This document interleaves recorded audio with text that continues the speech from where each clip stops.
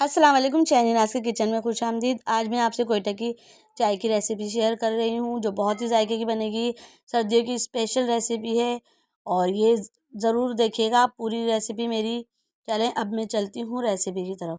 4 cup चाय बनाने के लिए मैंने 1 कप इसमें पानी डाला और ये 3 चमचे मैंने गुड़ लिया है।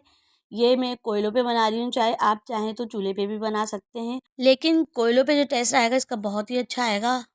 4 अदद मैंने सब्ज़ इलायची लिए है। इलायची को मैं तोड़ के डाल दूँगी। चाय में इलायची की खुशबू बहुत ही अच्छी लगती है। इसको मैं चला लूँगी और 1 से 2 मिनट तक पका लूँगी। 1 से 2 मिनट हो चुके हैं। अब मैं इसमें 2.5 कप दूध डाल दूँगी और ये भैंस का दूध है। आप चाहें तो इसमें डब्बे का दूध भी इस्तेमाल कर सकते हैं। दूध को मैं उबाल आने तक पका लूँगी ताकि इसका गुड़ भी पिघल जाए। दूध में उबाल आ चुका है। अब मैं चाय को स्ट्रॉन्ग बनाने के लिए मैंने इसमें 4 चमचे पत्ती डाली है। मैंने टपाल दानेदार पत्ती यूज़ करी है इसमें, आप चाहें तो कोई भी ब्रांड की पत्ती इस्तेमाल कर सकते हैं।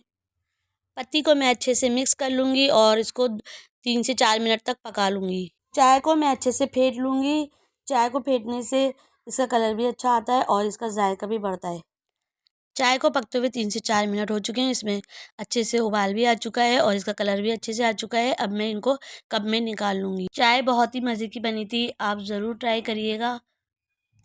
अगर आपको मेरी रेसिपी पसंद आती है तो लाइक कीजिएगा, शेयर कीजिएगा, नए हैं तो सब्सक्राइब कीजिएगा, बेल आइकन के बटन को लाज़मी प्रेस कर दिएगा।